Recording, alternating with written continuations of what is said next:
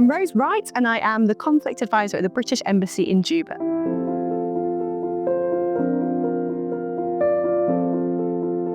Research and evidence is so important to make sure that we are, we don't operate in a vacuum.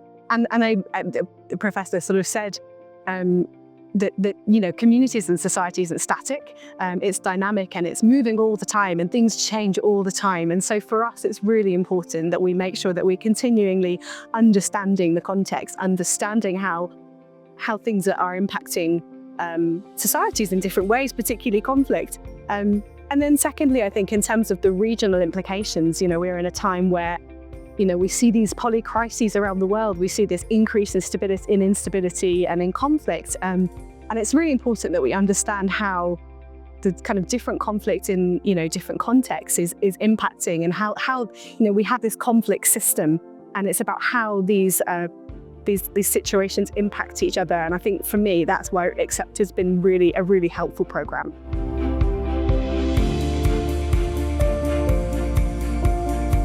Conflict sensitivity is really important. We fund the Conflict Sensitivity Resource Facility in South Sudan, and that helps make sure that the kind of implications and of programming, that people are aware of those, that we are both that the kind of the aid sector is both not doing no harm, but also it's contributing positively to peace outcomes, which I think there's a negative aspect, but also the really positive aspects in terms of a lot of the work that we do.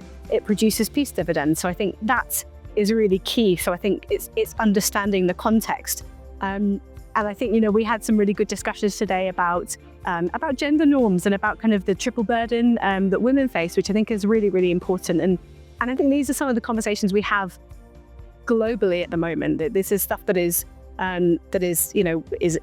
we're talking about all over the world. But particularly in South Sudan, we know that women face, particular challenges.